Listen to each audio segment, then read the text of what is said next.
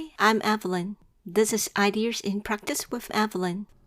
Before starting today's episode, I wanted to share a quick update.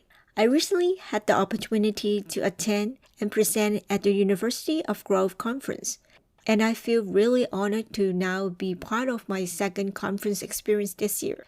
The environment at Grove was very welcoming, thoughtful, reflective, and it reminded me how important this space are for conversations around teaching, learning, and AI.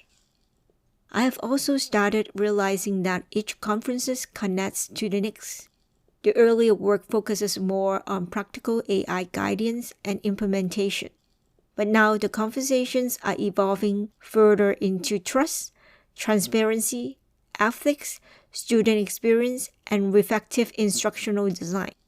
I also still have 2 more conferences to attend this year, including the Evolve conference, where I will be presenting with the student panels, and 3 presentations at Daily conference, where the work continues to expand and connect. At this point, it no longer feels like isolated presentations. It feels like an evolving exploration of AI, teaching, learning, and reflective practice developing across different spaces and experience. In the last episode, I talked about how awareness started to change the experience. I was no longer just observing, but thinking within it. But after that, I started noticing something else. Some days, everything felt clear. Other days, it didn't. The way I was thinking felt different. Sometimes, things make sense and decision felt easy. Other times, everything felt fragmented and harder to follow. But even that wasn't the full picture.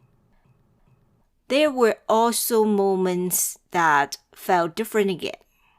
I had the sense that something that had happened, that I was thinking, that things were being processed, that there was activity in the background.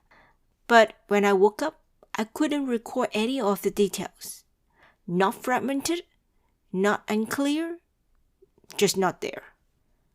The structure was there, but the content wasn't accessible. And that made me realize something important. Sometimes it's not that nothing happened. It's that it wasn't stored in a way we can access. And that feels very different from both clear thinking or fragmented thinking. It feels like something is happening, but you don't have access to it. Over time, I realized this wasn't random. It depends on how I slept, how tired I was, and what I was dealing with. Thinking is not one consistent process.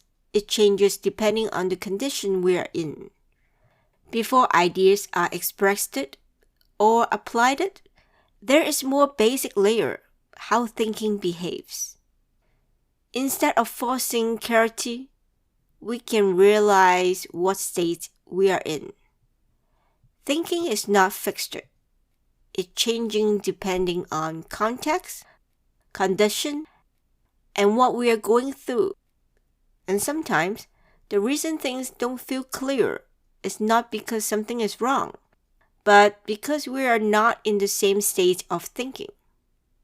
Thank you for listening to episode 4 of Ideas in Practice with Evelyn. I look forward to continue this conversation with you. Thank you.